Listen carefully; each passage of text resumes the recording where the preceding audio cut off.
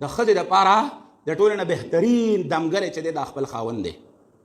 چې دا خپل خاوند پې دم اچوي که په سر ولا لاس کړي نو ګناه خو نه دی که په مټ ولا لاس ږدي او دم پې اچوي نو ګناه خو که چېرې دې سړي د خپلې ښځې له چاپي وکړه نو ګناه نه دی بله یو ساده سړی و راغلی و ما ته وي وي د ښځې مې هډوکي خوږېده وي ټوله شپه مې چاپي کړه وي ګناه خو به نه وي مې جنت ته به مخکې ته ځې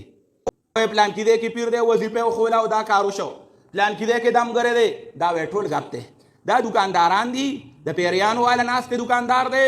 دمونو والا ناست دکاندار دی بادو والا ناست دکاندارانو والا ناست دکاندار دی نارینه و پیریانو والا ناست دکاندار دی ساحر ناست دکاندار دی دغه شانتې کاهن او ترویتی هغه ناست وي الونه ویمه دا دکاندار دی دا د پیسو د راجمع کولو لارې دي او بانې دي او ساده هغه ورباندې خطا کېږي او دوکه کېږي چې پلانکي له لاړه شه نو ښه به شي پلانکي چې د دم کي د ښځې دپاره د ټولو نه بهترین دمګری چې دی دا خپل خاوند دی چې دا خپل خاوند پې دم اچوي که په سر ولا لاس کړي نو ګناه خو نه دی که په مټ ولا لاس ږدي او دم پې اچوي نو ګناه خو نه دی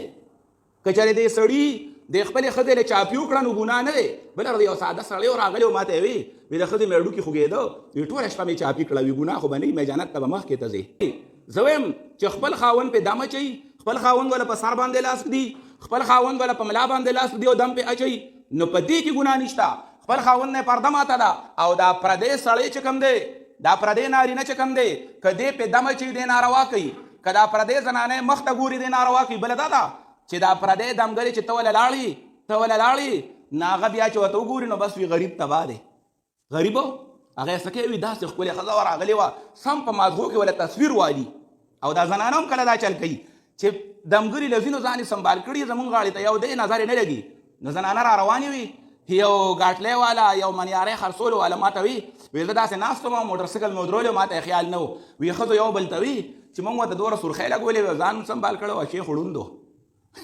ادمګری یاده و چې د هغه خو نظر نه لګېد موږ ورته هسې دا دومره مخ باندې پوډر د ټولو نه لویه خبره د زنانو دپاره د دم چې دا دغه خپل خاوند دی ځکه چې نبي علیه صلات وسلام فرمایلو چې که چېرې د دې زنانو دپاره دا سجده بل چاته جایز وي بغیر د الله نه یا د نارینهو دپاره سجده بل چاته جایز به سر کته کولو نو ما به دې ښځو ته ویلي چې تاسو د خپلو خاوندانو ته سجدې کوئ دا خاوند چې دی د ډېره لویه مرتبه ده دته په بعد اردو کې ورته کله کله مجازي خدا وي مجازي خدا مجازي خدای ورته وي د ژوند ملګری ورته وي نو مطلب مې دا و چې یا زنانو توحید والا او قرآن والا چې شوی نو دم به هم د الله په کتاب باندې اچوی صحابي کور ته راغې زنانه وه وی دا زنانه پې دم اچوي هغه وی دم اچوي وی ارقیها بکتاب الله دم ګورې واچوی د الله په کتاب باندې ارقیها بکتاب الله په دې زنانه باندې که دم اچوی نو واچوی دم خو د الله د کتاب آیاتونه ووایې دم چې دی دا په پارسی کې نه دم به په پښتو کې نه دم به په درخو مرخو باندې نه دم به د پلانکي پیر او د پلانکي فقیر په نوم باندې نه په دم کې به شرکي الفاظ نه په دم کې به نامعلومه الفاظ او چې معنی معلومه نه ده هغه الفاظ به نه زه وایم اثر خو په دې کې دی د الله په کتاب کې اثر دی